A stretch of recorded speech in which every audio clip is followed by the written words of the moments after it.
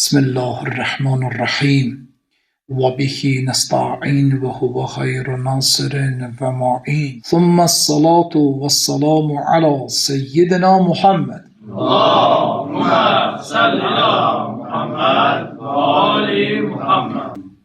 Mərhum Allamə Muhammed Baqir Məclisi Rizvanullah Teala aleyh özünün Biharul Ənvar kitabında 78-ci cild səhifə 401-də 4-cü imamımız İmam Zeynul Abidin aleyhissalamdan təqva haqqında hədis nəql edir.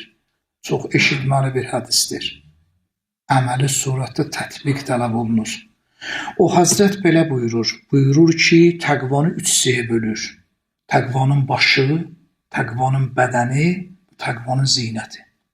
Bu ki, təqvanın başı nədir? Yəni, insan Allahı unutmaqdan qorxa. İkincisi, təqvanın bədəni özünü şəhvətlərdən uzaqlaşdırmaq.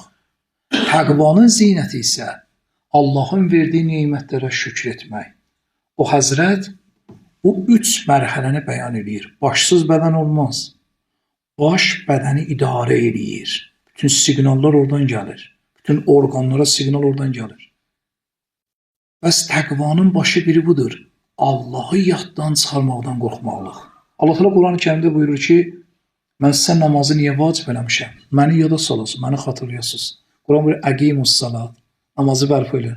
Namaz qılın ki, məni yada salın, xatırlayın. Bəzi insan var ki, bundan qəflətdədir. Ona deyəndə namaz qıl, o namazı təxirə salır. Namaz qılmaq Allahı yada salmaqdır, Allahı xatırlamaqdır. Allahla danışmaqdır. Bundan gözəl bir özün üçün həm yoldaş tapmaq istəyən ki, onunla həm dərd eləyəsən, söhbət eləyəsən ki, həm söhbətin maraqlı olsun, həm məntiqli olsun, həm sənə fayda aparasın. Allah mütəallə danışmaqdır. İkincisi, buradakı təqva bədəni bundan ibarətdir. Yəni, insan özünü şəhvətlərdən uzaqlaşsın. Yəni, şəhvəti Allah Teala bizdə qərar verib, amma onun buyurduğu yerdə istifadə eləyəsən. Şəhvət öz kontrolundan çıxmasın. Şəhvət qulu olan şəxs azadlıqdan məhrum olmuş köləyə bənzəyir. İnsan şəhvətin qulu olmamalıdır. Şəhvət var, kontrol elə, tənzim elə, pulti sənin əlində olsun. O cümlədən üçüncü bəzəyi nədən ibarətdir? Bəzəyi bundan ibarətdir ki, Allahın verdiyi nemətlərə şükür edin. Azdır da Allaha şükür elə, çoxdur da Allaha şükür elə. Vardır da Allaha şükür elə, yoxdur da Allaha şükür elə. İnsan ki, daima şükür eləyəndə Allah artırır. Ona görə tövsiyə olunur ki, heç kəsin yanında deməyin, vəziyyət belə, çətin, al-ver yox, borc içində boğuluram, ağlamayın cəmaatın qabağında. Elə bil ki, baxın, Allahın verdiyi neymətə bir növ naşükürlük eləməkdir. Çünki Allah verib axı yaxı. Sən başqalarının gözündən özünü çəkindirməkdən ötürü onların nəzərim mənə toxunmasın deyə başlayırsan onların da ahuzar eləməyə. Amma biləcəksin ki, bərəkət səndən götürülür. Bu Allahın neymətlərini naşükür eləməkdir. Var şükürlər olsun Allah. Yetirir şükür ola dolanmır. Kiməsə möhtac görür, kimisə qapısını döymür. Həmd olsun Allaha. Allah bizləri həqiqi təqvalarla qərar versin inşallah. Söhbətimin ikinci hissəsində, əziz qardaşlar, bu günləri çox mühüm və bir aktual olan bir mövzu haqqında istədim danışam. Bu bizim həyatımız üçün zəruridir. Mövzumuzun əvvəl adını deyəm, ondan sonra mövzumuzun adını təhlil eləyək, sonra keçək əsli bəhsimizə. Mövzumuzun adı belədir. Siber təhlükələr və bizim müasir dövrümüzdə əxlaqi qaydada onların qarşısına dayanmaq. Siber təhlükə nə deməkdir? Siber təhlükə bizim bu günləri istifadə elədiyimiz 21-ci əsrdə yaşayır, elm əsridir, texnologiya əsridir, elm əsridir və istifadə olunan telefonlar, kompüterlər, yeni bu sosial şəbəkələr, medialar, bunlar hamısı siber təhlükələrdir. Bu təhlükələr bizə doğru nə cür gəlir? Bu təhlükələr bizim evimizin içərisinə daxil olub. İndi baxır ki, biz bu təhlükənin qabağında necə özümüzün bir dənə zirehimiz olmalıdır ki, həm özümüzü, həm ailəmizi, həm evlatlarımızı, həm də gələcək nəsillərimizi qoruyaq. Bunlar hamımız əlimizdədir. Əlimizdə telefon. Qədim zamanlarda insanlar kitab oxuyanda girirlər kitabxanaya, bir dənə mətləbi tapmaq üçün neçə dənə kitaba vərəq vururdular. Bir dənə mətləbi tapırdılar ki, filan yerdən bir dənə belə bir mətləb tapmışam. Amma indi bu dəqiqə asandır, telefonu götürürsən əlimə, bir dənə mətləb yoxsa, nə qədər mətləb gətirib çıxardırsan qabağa. İstər dini, istər dünyəvi şəkildə. Bir tərəfi yaxşıdır, Amma biz isə, əksəriyyətimiz, çoxumuz isə onun zərər tərəfindən istifadə edirik. Yəni, istər-istəməz ailəmiz üçün xətər var, evladlarımız üçün xətər var, o cümlədən cəmiyyət üçün böyük xətərləri var. Bəs biz bunun dövründə, bu müasir dövrümüzdə, bu müasir dünya həyatında bunların təhlükələrinin bərabərində bizim nə kimi qorunmaq üsulumuz var? İnşallah bu günləri Allahın iznə bunu bəhs edəcəyik. Amma birinci daxil olmaq istəyirəm Quran-ı Kərimin ayəsinə. Allah təbarək və Teala Nur surəsinin 30-cu ayəsində belə buyurur. Əuzu billahi mineşşeytanirracim. Qul lil mu'minina yağuddu min absarihim. Quran buyurur. Denən ey peyğəmbər möminlərə gözlərini bağlasınlar. Naməhrəmə baxmaqdan, haram bir şeylərə baxmadan gözlərini çəkindirsinlər. Bağlamaq mənası o deməkdir, gözü bağlı gəzəsən. Yox, gözünü çəkindirsən. Bu ayənin bir şəni nüzulu var. Çünki ayənin nazil olma səbəbi var. Ayə niyə nazil olub? O zamanda hələm hicaba tam şəkildə riayət olunmurdu. Bir cavan qadını gördü, onun gözəlliyi bunun diqqətini cəlb elədi. O qədər qadının gözəlliyinə baxdı ki, özündən qəflətdə oldu. O qadının arxasıca gedir, daxil oldu bir dənə bağlı küçəyə. Diqqəti ondadır, özündən xəbərsizdir. Ta üzü bir divara dəydi, divar bunun sifətini yardı, qan axmağa başladı, ondan sonra özünə gəldi. Gəldi Peyğəmbərin huzuruna. Ya Rasulullah, necə olub bütün hadisəni danışdı. Ayə nazil oldu. Ey möminlər, gözlərinizi bağlayın naməhrəmdən. Haram bir şeylərə baxmaqdan gözünüzü bağlayın. Baxın, hədis varımızdır, hədislərimiz də çoxdur. Baxın, Peyğəmbər salavatullah belə buyurur. Qiyamətin günündə bütün gözlər ağlayacaq. 3 gözdən başqa. Hansı gözlərdə olar? Buyurur ki, birinci göz biri budur ki, Allah qorxusundan ağlayan göz qiyamətin gündə ağlamayacaq. 1. Günah görüntüyə gözünü yuman şəxs qiyamətdə ağlamayacaq. Günahın da dairəsi genişdir. Üçüncüsü, Allah yolunda oyaq qalan göz ağlamayacaq. Bu hədis Peyğəmbərdəndir. İndi görün Həzrəti İsa əleyhissalam nə buyurur? Həzrəti İsa əleyhissalam buyurur ki, naməhrəmə baxmaqdan gözünüzü çəkindirin. Niyə? Bu baxış qəlbdə şəhvət toxumunu səpir və sizi yavaş-yavaş fitnəyə çəkir. Bu ki, şəhvət toxumu sənin qəlbə səpiləndən sonra yavaş-yavaş günah üçün şərait yaradılıb. Yavaş-yavaş ona doğru gedəcəksən. Həzrət Əli əleyhissalam nə buyurur? Buyurur ki, göz qəlbi öz ardıca çəkir. Yəni qəlb göz də şeytanın qırmacıdır. Şeytanın qırmacıdır. Göz nəyi görür? Birbaşa onu oturur qəlbə. Çünki göz şəkilçidir. Şəkili çəkdi ötürür qəlbə. Qəlbin də fikrində odur. Qəlb özü bir yerə cəm ola bilmir. Ki, zehni bir yerə cəm etsə, diqqətlə fikirləşəsə, o maneçilik yaradır. Buyurur ki, şəhvətdən qurtulmağın yolu bilir ki, gözünüzü bağlayın. Naməhrəmə baxmaqdan nəyinə baxacaqsan? 5 dəqiqəlik ləzzəti, 5-ci ləzzəti gedəcək. Onun ləzzəti qalmayacaq. Amma göz olacaq ovçu. Buna baxacaq, ona baxacaq, obursuna baxacaq. Göz olacaq ovçu. Baxın, başqa bir rəvayətdə varımızdır. Allah qorxusundan gözünü yuman şəxsə Allah ona bir iman verər. O iman verər. Öz daxilində o imanın şirinliyini hiss edir. Görün nə qədər mühümdür. Peyğəmbər salavatullah buyurur ki, dünyada haramla dolan göz əgər tövbə eləməsə, qiyamətin günü əzabla dolacaq göz. Ki, dünyada öz gözünü doldurub haramla, bir şey saxlamayıb ki, tövbə də eləməyib. Deyir, qiyamətin günü odla dolacaq. Bu və bunun kimi çoxlu hədislərimiz var. Bunları niyə qeyd edirəm? Bunlar girişdir ya. O əsli bəhsimizə getməyəcəm girişdir bu. Bu ayə və hədislər bizə başa salır ki, birinci növbədə sosial şəbəkələrdə oturursunuz, qabağınızdakı, qarşınızdakı bir naməhrəm qadını ondan əlaqə qurmuyor, rabitə əlaqəsi qurmuyor. Ayaq da Facebookda, Instagramda, digər bir səhifələrdə görürsən bir dənə bir şeyə baxsan, ardıca obursular da gəlir. Bir naməhrəm çıxır qabağa. Ya televizorda baxsan, gözünü çəkindir, kanalı dəyiş, əvəz elə. Çünki sənə mənfi təsir qoyur. Sən elə bilirsən ki, bir baxışın için olmayacaq. Birinci baxış təsadüf olsa problemi yoxdur. Amma ikinci, üçüncü problem insanları uçuruma aparacaq. İnsanları dəhşət təhlükəyə tərəf aparacaq. Bəs biri budur ki, bizlərə kömək eləyir ki, biz diqqətli olaq, gözlərimizi yığcam eləyək. İkinci ayə baxın. İsra surəsi 36-cı ayəsində Allah təala belə buyurur. Və la taqva ma leysə ləkə bihi ilmun. Allah nə gözəl buyurur. Buyurur ki, etiqadda, danışığınızda, rəftarınızda, hərəkətinizdə elmi olmayan bir şeyin dalıca getmiyor. Bu şey ki, məlumatı yoxdur, dalıca getmir. Ondan sonra nə buyurur? Buyurur, İnnə sam'a vəl-bəsərə vəl-fuadə kullu ulaykə kânə anhu məsulan. Sizin gözünüz, sizin qulağınız, sizin qəlblərinizin hamısı məsuliyyəti var. Bəs fikirləşin ha. Bunlar hamısı sorğusuna çəkiləcəklər, hesab kitab olunacaqlar.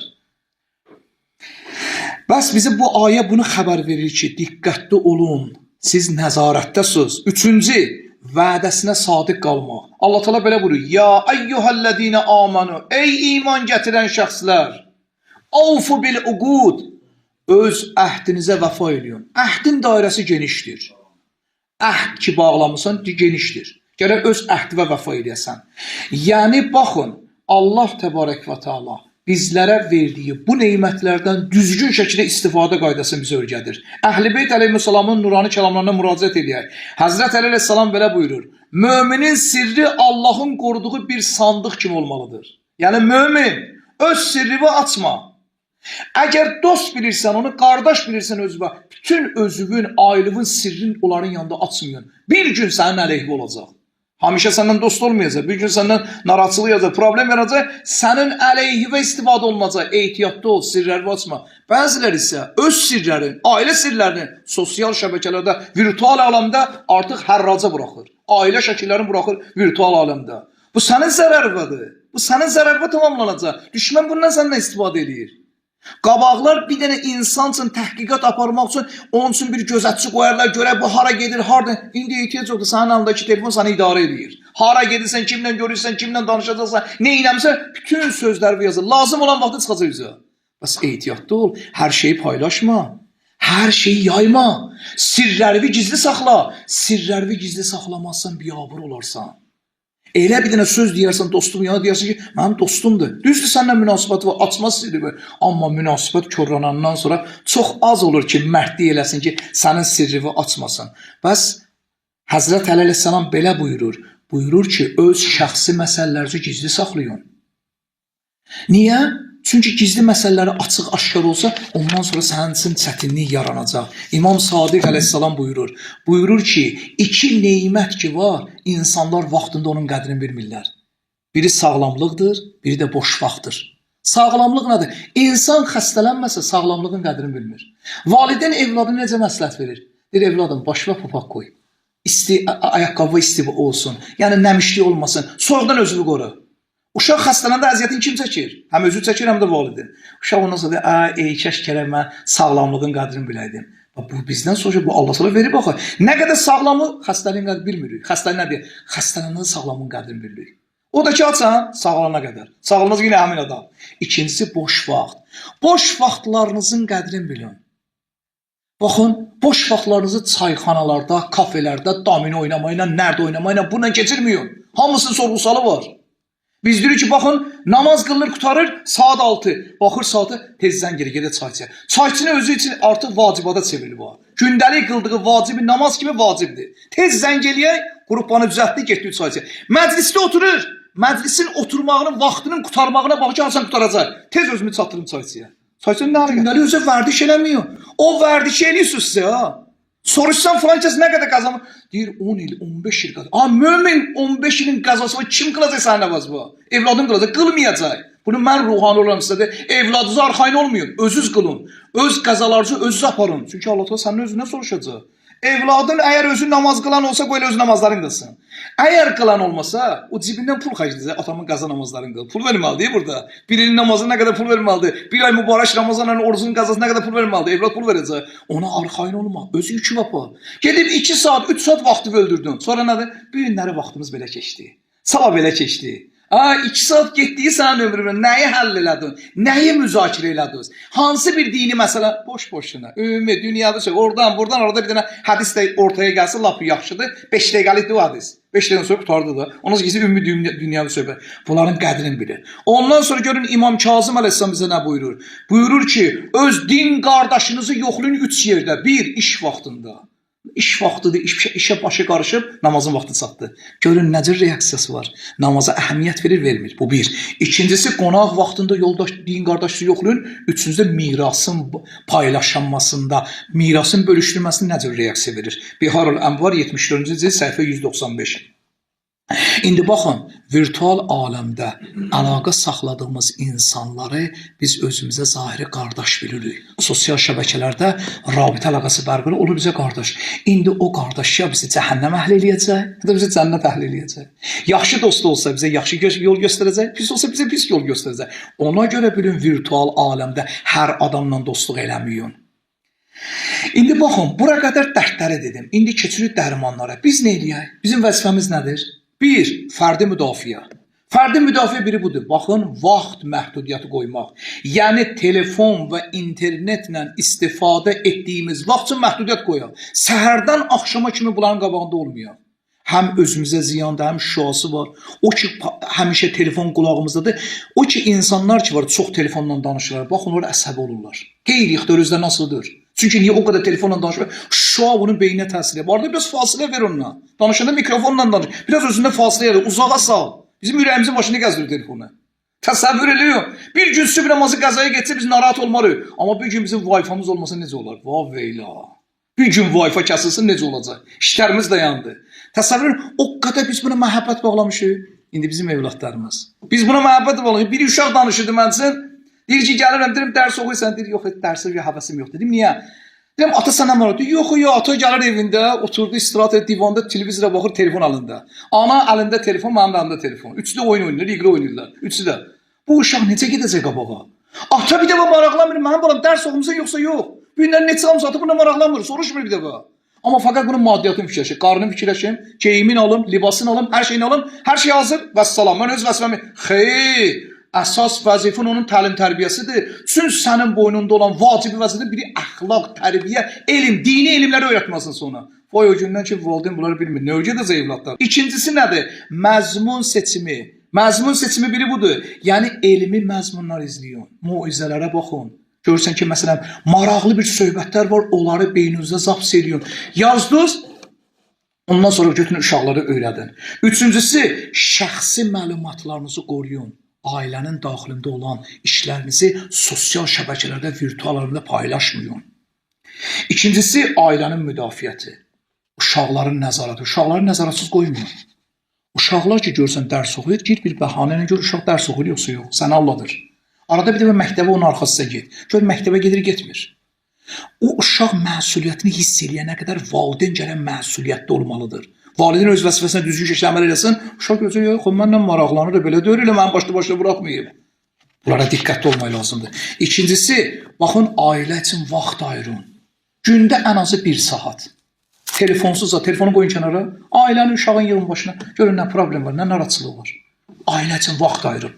Üçüncüsü, artıq ortaq qaydalar olmalıdır. Evdə hamımız üçün ümumi istifadə qaydaları olmalıdır. İndi yaxşı, cəmiyyətin müdafiəsi nədir? Biri budur, faydalı məzmun yaratma. İstəyirik ki, biz cəmiyyətdə faydalanaq və özümüz də fayda cəmiyyətdə yaxşı videolar hazırla, moizələr hazırla paylaş. Bu çox tövsiyə olunur. Nəinki telefonunda bir şey paylaşasan ki, heç kimə fayda, nə özünə faydası var, nə başqalarına faydası var. Özün də faydalan, qoy başqaları da faydalansın. O ikincisi, yalan xəbərlərlə mübarizə aparın. Sosial şəbəkələr gücü yalan xəbərlər o qədər çoxdur. Sosial medialar binlər xoda düşüblər. Nə gəlirlər ağızlarına yazırlar. Yalan, palan, dinlə. Oyun bir yerdə baxıram, təsəvvür 3 nəfər oturublar, üçünün də dindən xəbəri yoxdur. Dindən xəbəri yoxdur. Ardicə özlərini dırnaq arası həyifdir bu Peyğəmbərin tribunası ki, uların adlarını çəkəm mən. Dindən xəbəri yoxdur bu adamın. Gör nə dedi, bizim Peyğəmbərin sünnətinə bizim ehtiyacımız yoxdur. Peyğəmbərin sünnəti bizə lazımdır. Bax ha, bu Qur'anın ziddinədir ya. Qur'an ki, ma atakumur rasul fəxuduhu və ma nəhakum anhu fəntahu. Yəni Qur'andan sonra ikinci sünnətdir. Necə yəni mənim Peyğəmbərin sünnətinə ehtiyacım yoxdur? O birisi bəli də o ərəblər olsaydı, şimal buzlu okeanda yaşasaydı da ərəb paltarı geyinəcəkdilər. Gör nə qədər axmaqdılar bunlar. Hər yerin öz iqliminə uyğun libası var da. Peyğəmbər bu geyinib ərəb geyinib istidir ora. Amma şimal buzlu okeanda Peyğəmbər bir nazik ərəb geyinən gəzməyə düşür. Bu əqli bir dənə qaydadır. Bu axmaqlar bunu müzakirə edirlər. Adlarını qoyublar dindar. Bu günləri bunları çıxardıblar gündəmə. Baxın, əsli dindarlar qalır kənarda. Əsli ruhanilər qalır pərdə arxasında, əsli alimlər qalır pərdə arxasında, bunlar çıxırlar, burasını yaşlı işıq yandırırlar. Cəmiyyətin də çoxunun elmi savadı olmadığına görə belə insanlar allanırlar. Deyir ki, ölü üçün Yasin oxuma, bəsdən çıxdıma kənara qaydacı mıydı bəsə. Baxın, deyir, ölü üçün Quran oxumaq olmaz. Hansısa əsaslı deyirsən, Quranda bir dənə ayə var. Bunun qabaqca, yazılı qabaşı xutbələrdə qeyd eləmişəm. Quranda ayə var ki, ya peyğəmbər, sən ölülərə bir şeyi başa sala bilməzsən. Bunun mənası budur ki, qəbristanlıqda mən Quran oxumayım. Bunun mənası yox. Bax, onun cavabı belə budur. Qarşıda səni kimi ölülərə Allah təala deyir ki, Quranı başa salan mənə. Bax, qarşındakı. Çünki o məlumatı yoxdur bunun. Bu bilmir, Qurandan xəbəri yoxdur bunun. Sadəcə 5-6 dənə ayə də öyrənib. Aydın oldu. Gəl indi ayəni otur təhlil elə, təziyə tərkib elə, bunun müftədası nədir, xəbəri nədir? Onda quruyub qalacaq, cavab verəməyəcək. Çünki niyə? Bacarmayacaq onu. Öhdəsindən gələ bilməyəcək. Sadəcə özlərini bunları gətirirlər. Niyə?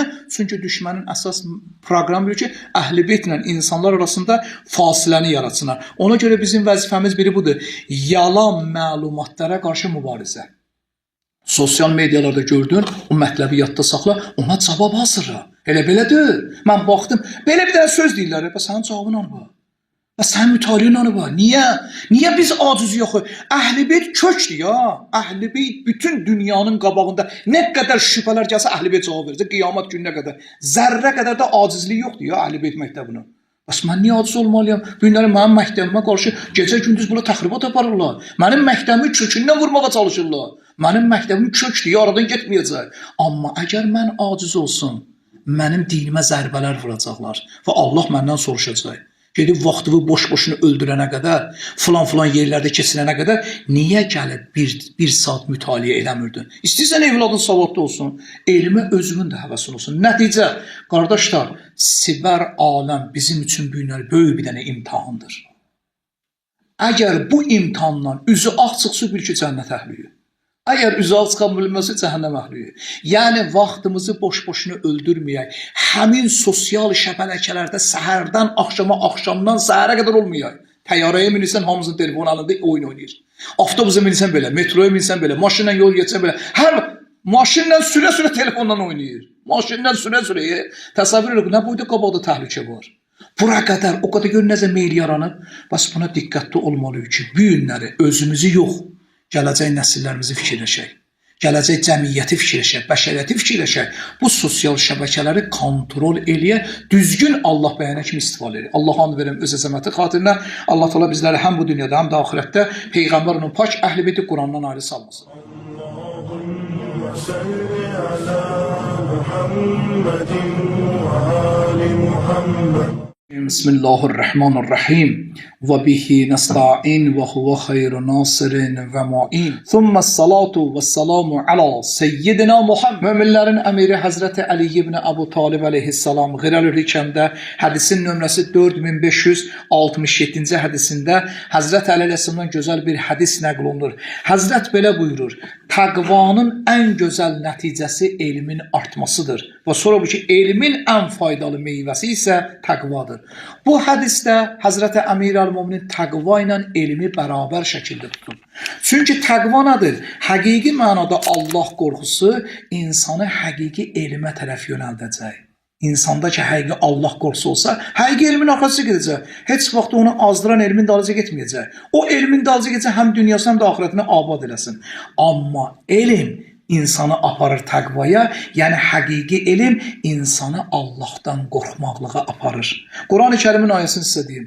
Quranın ilk nuzulu ki, Quranın ilk ayəsi ki nazil olub, həmin Ələq surəsidir. Əziz Peyğəmbərimiz, Allahın salamı olsun ona və onun pak Əhl-i Beytinə, Peyğəmbərimiz həmin Həra dağında olanda Allah namazı Rəcəb ayının 27-sində bu surə nazil oldu. Buyurur ki, birinci ayənin işimiz var. Buyurur ki, Eqra bismi rabbikəl-ləzi xələq. Oxu yaradan Rəbbin adıyla. İqra qərəə. Qaf, ra, həmzə.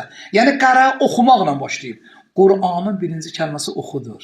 Yəni Quran nədir bizə? Elmlə məşğul olun. Elmdən uzaq düşmüyor. Bu günləri düşmənin əsas proqramı bizi və nəsillərimizi elmdən uzaq salmağa çalışır. Bizə birine sual versə, deyir, neynirəm oxumayım mən? Məndən qabaq oxuyanlar neyini bilər ki? Mən gedib oxudum, nə olacaq ki? Təsəvvür elə, uşaq artıq uşaq yaşını beyninə, şuuraltı vasitəsilə ötürüb ki, oxumaqlığın heç bir faydası yoxdur. Bu uşaq elmə həvəsi olmayacaq. Bu uşağın ki, elmə həvəsi olmadı, savadsız olsa, gələcəkdə onun evlatları savadsız olacaq. Çünki niyə? Atanın elmi olmalı ki, o enerji verə bilsin, uşağına elm öyrətsin. Onun için elmi olmayandan sonra uşağına elm öyrədəcək. Bu nəsillər gedir savadsıza. Savadsızlığa getsə, biganələr gəlib sana hakim olacaqlar. Biganələr həmişə bizim müsəlman cəmiyyətinin inkişafının qabağını alır. Qoymurlar ki, bizim müsəlman cəmiyyəti elmlə getsin qabağa. Bu günlərə baxın, Qərbin ən çirkin işləri bizə tərəf gəlir. Üzdən iraqlılıq qərbdən gəlir bizə. Bütün negativ hallar oradan bizə gəlir. O tərəf bizə gəlir müsəlman ölkələrinə paylanılır, amma özləri isə elmdə gedirlər qabağa. Sən geyimdə onlara möhtacsan, maşında onlara, hər şeydə onlara möhtac. Biz özümüz niyə kəşf eləməməliyik? Biz niyə onların maşınlarını sürməliyik? Məsələn, misal deyirəm ha. Niyə? Çünki nə qədər geri qalmışıq. Müsəlman, amma müsəlmanın o qədər mənbəsi var ki, ondan elə istifadə elə. Çünki Qərb sənin Qur'anından elə istifadə edir, müsəlmanların çoxları bu cür Qur'andan istifadə eləmir. Kəşfləri gediblər qabağa. Allah nə buyurur? Əlləzi əlləmə bil qələm. Allah Taala sənə qələmlə yazmağı öyrətdi.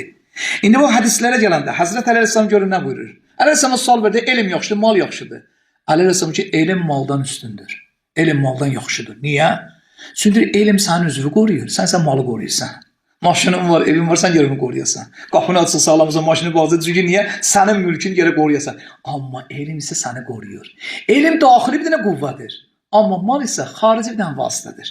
İmam Sadiq əleyhissalam bizə tövsiyə edir ki, elmi öyrənin və elmi öyrəndiyinizi digər insanlara da öyrədin. Niyə? Çünki elm sahibi dünyasını dəyişəndən sonra da onun öyrətdiyi elm əbədi qalacaq. Onun üçün savablar gələcək. Kafi 1-ci cild səhifə 35. İmam Baqir əleyhissalam bizə xəbərdarlığı var. Görün nə buyurur? Buyurur ki, elmsiz ibadətin faydası yoxdur. Elmsiz ibadət faydasızdır. İbadətsiz elm isə hidayət olunmaz. Mənası nədir? Yəni, baxın, demir ki, birinin ki, məsələn, elmi savadı yoxdur, onun ibadəti var. Bu mənadadır. Yəni, sən ki, ibadət edirsən, Allah qarşısına rükuyəsə, bilirsən ki, kimin qarşısına səcdə edilənmə. Yəni, sənin səcdə elədiyin Allahdırsa, Allahdan gələn əmirlərə ləbbeysi bu özü elmdir. Elm nədir? Məlumat toplusudur da. Yəni, sən bildiyini bilirsən ki, mən kimin qarşısında sınıram mı? Allah qarşısında sınan adam heç kəsin qarşısında sınmaz. Allah qarşısında sınmayanlar hamının qarşısında zəl edirlər. Görürsən, bir dənə vəzifəli adam görür, 2 qat ayırırlar. Əgər biraz da imkanı olsa, biraz da ayırırlar. Çünki nə qədər də çox ayırsın, o qədər sənə yaxşı vəzifə verəcəklər. Bununla getmək istəyir qabağa. Amma Allah Müteala'nın bizə öyrətdiyi nədir? Bu elmi öyrənin, başqalarına da öyrədin. Qoy bu elm sizə fayda versin. Çünki elm sənin hidayət olmaq üçün bir vasitədir. Bihar Ənvar 1-ci cild səhifə 215. Yaxşı, Quran-ı Kərimin ayəsini dedi və hədisində qeyd elədi. İndi gəlin. İndi baxın, müasir problemlər nədir? İndi sual bundan ibarətdir. Niyə uşaqların elmə həvəsi yoxdur? Birinci budur. Texnologiya asıllığı var. Telefon, kompüter oyunlar. Baxın, görürsən bir atadır, ürəyi yanır uşaqsın. 80 min verib bir dənə telefon alır verir. Ay bala, bu telefonu niyə vermirsən buna? Bu telefon uşaqdan böyüdür. Uşaq telefonu qoyur cibinə, gedir məktəbə. Telefonun içində nömrəsi də var, internetdə var, istifadə edir məktəbdə. O məktəbdə dərs oxumayacaq. Qeyri-mümkün dərs oxusun. O müəllimin üzü lövhəyə tərəf olanda bu iqrasındadır. Çünki tənəffüsə çıxanda hamısı telefonlarını çıxardırlar. Təzə oyunlar kimi bir-birinə paylaşırlar. Bununla gedir. Bu ki getdi, bu uşaqdan elm həvəsi olmayacaq. Amma sən uşağa bir dənə telefon ver. Fəqət zəng gəlib, zəng edən telefonlar var sağda. Onu ver. Çünki əlaqə saxlamaq istəsənsə, həmin o bahalı telefonu üçün alma. Onun üçün hələm tezdir. Onun boyu ilə bax, o telefona baxsınca 80 min manat necə verir bu telefona? Çünki indi bu dəqiqə elə bir işlər görür, bütün hamısını salvar kompüterin içərisinə. Amma telefon ki aldın və yaxud da kompüter aldın, nəzarətsiz buraxma. Gir evdə maraqlan. Arada onun xəbəri olmadı, telefonuna gir, gör telefonda nəyə baxır? Dərsə baxır yoxsa yox? Onda uşaq məsuliyyət hiss eləyəcək. Bizdə deyək ki, bizə gör nə baxın, sadə bir misal. Uşaq ağlayır, körpə uşaq ağlayır. Telefonu verirlər ki, gəl uşaq sakit qalsın. Uşağın sakit qalmasa telefon verirlər ona. Bu uşaq o qədər diqqətini yönəldir bu telefona. Telefonsuz qala bilir. Bir dəqiqə al gönüz ağlayacaq. Valideyn özün rahat eləməkdən ötürü uşaq sakit qalsa telefon verirlər. Daha bir ki, uşağa bədbəxt. İndi bəzi şeylər ki var, şəxsən mənim özüm bilmirəm. Deyirəm uşağa verəm, gələ bunu. İndi gör zamanı uşaqları, deyin atalarından çox zamanlarına uşaqlar. Uşaqlar bizdən yaxşı bilirlər. Bütün onun italatını hamısı bilirlər. Nədir, necə girməli hamısı bilirlər. Təsəvvür elə. Bunun yaxşı tərəfi var ha. Bizim gələcək nəsillər öncədə yaxşı tərəfinə istifadə eləsinlər. Məsələn, telefondur. Keçsin naçın qulağına getsin, Quranı əzbərləsin. Məktəbə gedəndə, sinifdə tənəffüsə çıxanda bir dənə Quran ayəsi əzbərləsin. Bu yaxşı bir şeydir. Amma biz bunun zərərli tərəflərini vermişik uşaqlarımıza. Bəs texnologiya asılı biri budur. Telefon və kompüter oyunları uşaqlara nəzarət edilir. 2. Sosial mediada vaxt itkisi. Uşaqlar hələ indi sosial medianı başa düşmürlər. Biraz keçəndən sonra oyunlar qutardı yaxı. Təzə bir şeylər daxil sosial medialara. 3-cüsü virtual aləmin cazibəsi o cəzb eləyir. Cürə-bəcürə qərb oyunlar qoyur da. Oyunlar qoyur, cəzb eləsinlər. Özdə bir dənə oyun qutarı ikinci gəlir. Üçüncü gəlir, uşağın diqqəti. 3 saat vaxtını bununla öldürdü. İkincisi, təhsil sistemində çatışmamazlıq. Yalnız uşaqlar imtahan üçün oxuyurlar. İmtahanı oxusun, əzbərləsin, keçsin imtahanı versin. İmtahan günü əzbərlədiyi mətləb hələ imtahana qədər onun beynində. İmtahanı verəndən sonra beyində heç nə yoxdur. İkincisi, praktiki biliklərin olmaması. Üçüncüsü, tələbələrin marağına uyğun olmasıdır. Yəni, bu tələbat nədir? Ucur olmalıdır. Yaxşı, valideynlərin səhvləri nədir? Valideynlərin səhvləri biri budur. Uşaqlara nümunə olmurlar. Uşağa görə nümunə olasan. İkincisi, elmə dəyər vermirlər valideynlər. 3, yalnız maddi uğra həvəsləndirirlər uşaqları. Mənim uşağım savadlı olsun, elmli olsun, ali məktəbi qutarsın, yaxşı işdə işləsin, o yaxşı pul qazansın. Valideyn bu həddə fikirləşir. Amma onun dini haqqında fikirləşmir. İndi baxın, qərbin proqramı nədir? İslamsın. Biri budur, İslam ümmətinin elmsiz etmək. Savadsız eləmək, əvvəldə də qeyd elədim. Qərbin əsas proqramı bizi savadsız eləməkdir. Bizim nəsillərimiz qoy elmlə getməsinlər qabağa. İkincisi, gənclərimizi virtual oyunlarla başlarını qarışdırmaq. 3, həqiqi elmi təqdim etməmək. İndi yaxşı, həlli yolları nədir? İslamın bu haqda proqramları var ya yoxdur? Bəli, bir nümunə olmaq. İstəyirsən sənin elmin savadlı olsun. Əgər sənin elmin o həddə deyilsə, evə gələndə bir dənə kitabı götür, çəkil bir köşəyə. Özün başla kitaba vərəq vurmaya. Kitabı oxusun bir səhifə, ana da bir tərəfdə bir kitabı oxusun, evlad boca ata kitab oxuyur, ana da kitab oxuyur. O uşaqda kitaba həvəsli olacaq. Aydın oldu. Yəni istəyir ki, evladlarımızı həvəsləndirir bu cür. Birinci metod bu biri budur. İkincisi, evdə elmi danışıqlar olma. Yəni təhqirami sözlər olmasın, nalayiq sözlər olmasın, uşaq başqa sözlər eşitməsin. Üçüncüsü isə uşaqla birlikdə fəaliyyət göstərmək. Gör uşağın marağı nədir? Uşağı istəyirsən ki, elmə həvəsə sevindir onu. Birinci budur, maraqlı usullarla təhsil ver. İkincisi, uşağın marağına uyğun olan sahəni tap. Gör, hansı sahəni istəyir? Ata deyir ki, mənim evladım istəyir ki, filan sahədə olsun. Evlad deyir, o sahəni istəmirəm. Mən bu sahə. Hansı sahəni istəyir? Qoy özü öz meyli ilə geçsin. Öz istədiyi peşəni seçsə, o axıra qədər gedəcək. 3, texnologiyadan düzgün istifadə. Yəni, telefon və internet istifadəsini məhdudlaşdıraq. Çox da bundan məşğul olmayaq. İkincisi, faydalı elmi proqramlar yükləyək. Üçüncüsü, bircə elmi sənədlər düzəldək. Yaxşı, Əhl-i Beytin bizə nurani kəlamlar nədir? Dini elmlərin yanında Quran elmlərini də öyrədin. Birinci növbədə evlatlarınıza Quranı öyrədin. Elmi kəşflərlə maraqlansınlar. 3, elm və iman arasındakı əlaqəni gücləndirsinlər. Təhsil sistemində nədir? Hikmətli, əsaslı təhsil. Yəni, hər şeyin uşağı bu cür hazırlayaq. Evdəki uşaqlarımıza bu cür təbii. Uşaq hər bir şeyin səbəb və nəticəsini anlasın. Uşağı vadir ki, uşaq sual versin sizə. Biz deyir ki, uşaq sual verir, sakit qal, sən danışma. Böyləyin yanında danışma, uşağın ağzına vurur, uşaq da sual verməyəcək, ömrünün axına qədər. Hətta içində qalan suallar ki olacaq, onu verə bilməyəcək. Uşaqsın, uşaq sual versin sənə, din barəsində sual versin sənə. Bu köməkli eləyəcək, sən özün də araşdırma aparırsan, uşağa birdən qəşəng cavab verəsən. Ondan sonra uşaqda təfəkkür və araşdırmağı öyrətmək. Uşaq o düşünsün. Valideyn onu məcbur etsin, evladım düşün, fikirləş. Amma əxlaqi tərbiyə nədir? Elmə əxlaqsız yanaşmamaq. Baxın, hətta tövsiyə olunur alimlər ki, mütaliə elədiyin kitablar, elm öyrəndiyin kitabları yatanda ayaq tərəfində qoyma, baş tərəfində qoy. Çünki sən bunun elmdən qidalanırsan. İkincisi, uşaqlarımızı ölkədə düzgünlük, əmanət, sədaqət, düz danışmaqlığı öyrədək və o cümlədən cəmiyyətin faal üzvü olmaqlığı öyrədək. Praktiki təhsil nədir? Bu ki, nəzəri bilikləri praktikada tətbiq etmək. 2, bacarıq və peşə öyrətmək və problemlərin həlli yollarını öyrətmək. Nəticə, qardaş, əgər biz bu cürə öz evlatlarımıza bu cür şəkildə öyrətsək, bilin ki, evlatlarımız bu elmdə gedəcəkləri qabağa. Yəni, bizdən də Allah təbarək və teala qiyamət günü sorğu-sual eləyəcək evlatların arasında. Neynədiniz? Bunları öyrətdiniz. Çünki Peyğəmbərin hədisini yaddan çıxarın. Peyğəmbər buyurur ki, 3 şey valideynin boyunda vəzifədir. 1, gözəl ad. ikinci elm, əxlaq, ədəb və üçüncü hətta buluğa çalınsa evləndirmə. Bu üç vəzifə bütün valideynlərin boyunda haqdır. Gərək buna riayət edə. Allah bizləri həqiqi mənada öz vəzifəmizə əməl edənlərdən qərar versin inşallah.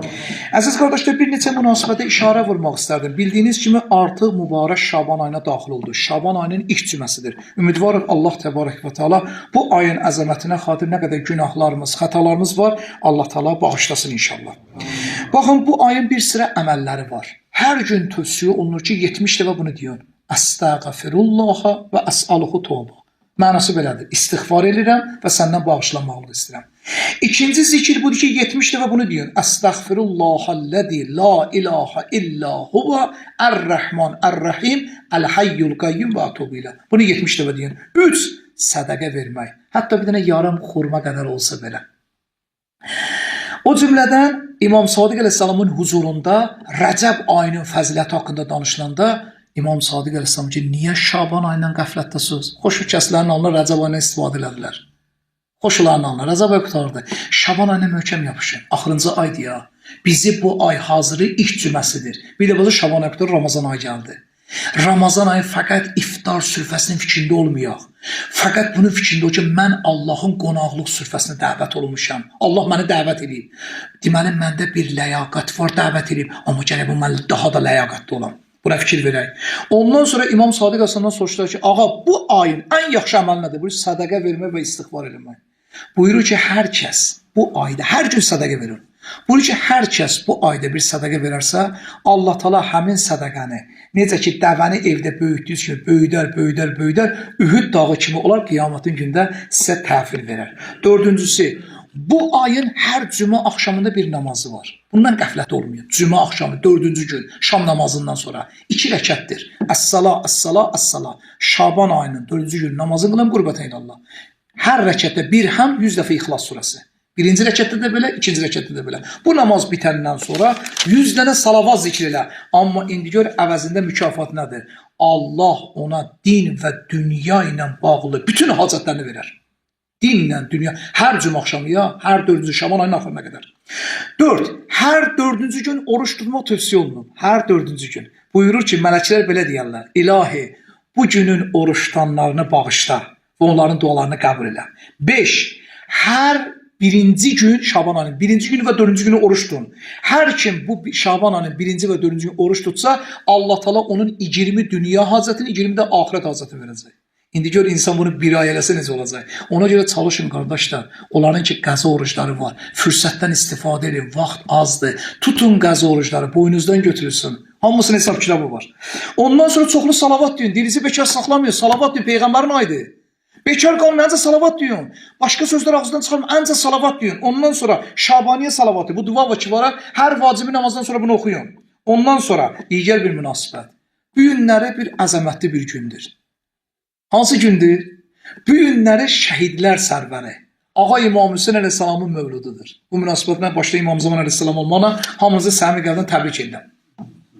Baxın, o İmam Hüseyn əleyhissalam bir iş gördü, bir qiyam elədi, qiyamət gününə qədər İslamı yaşatdı və Risalət bayrağını təhvil verdi İmam-ı Zamana. Təsəvvür edin. Bu qədər Risalət yükü davam edir. O cümlədən hər dövrün ilahi rəhbərləri var. O cümlədən bizim bugünkü günümüzdə ilahi rəhbərləri var. İmam Zaman Həsən böyük qeybətində kimə müraciət edir? Məraciyə. Başda duran kimdir? Vəli Fəqih. Bu günləri o söz danışanda bir ki İmam Zaman dilindən eşitsən. Heç bir fərqi yoxdur ya.